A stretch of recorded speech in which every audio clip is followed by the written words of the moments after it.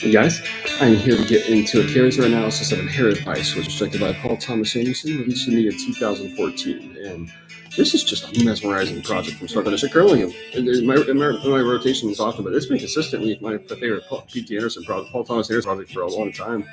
Just for how mesmerizing it is in color schemes and soundtrack. Um, and it's just a really organic display of a Hayes perspective with just amazing characterization. This is just very original. And Joaquin Phoenix is certainly my favorite P.T. Anderson character of all, as he's introduced as being in quite a lonely position. You see that his ex-girlfriend had dumped him just to be with a millionaire, which kind of perfectly sums up where the 60s kind of ended, and it just kind of puts him in a very lonely position. Yet he admirably commits himself very well to this overbearing looming mystery story. He just carries himself really well through his looming melancholia. I've always found that just very subtly just influential, and that's timelessly groundbreaking as a very perfect kind of, it's like a 21st century way of looking at a hippie of this time, 1970 hippie. There's a looming melancholia that's here. Like he's just kind of out for a certain sense of escapism. Otherwise, you'll realize he really is just kind of in a like living in a looming melancholia. There's just a blast witnessing all these different scenarios. Like this is a very layered and complicated sort of plot, but you can tell he's in it just to distract himself from the loneliness. Ultimately, he really is just he carries it perfectly, and uncertainty as well. Just living in the moment by doing all this. And then his dynamic with just Josh Brolin is absolutely hilarious. As it seems like Brolin's very infused by a lot of 1950s perspective, and there's a lot of clash in how between him and how Phoenix perceived this very 1960s. But then they ultimately kind of understand each other in the fact that they're both feeling really lonely towards what the 70s has to offer and to follow.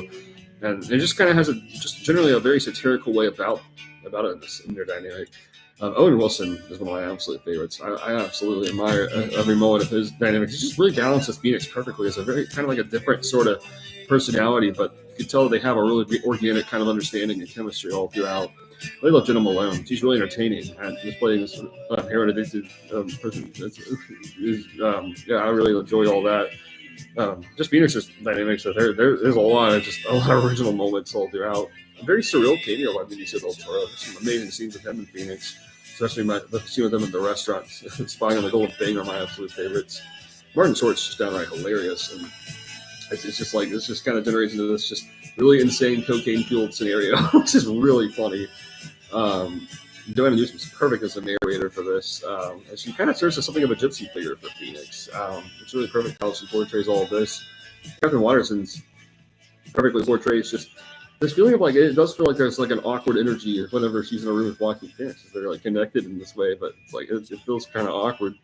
Hung Chow is just hilarious and all this. Reese Witherspoon, it's just really fun to kind of see her in their dynamic with Joaquin Phoenix nearly a decade after they made Walk the Line together. And Jordan Christian Herrera, he's just a great side character who wonderfully hangs out with Joaquin Phoenix all throughout. So this is a mesmerizing project from start to finish, and it's color schemes and soundtrack, and it's just a very original, organic display of a Hayes sort of perspective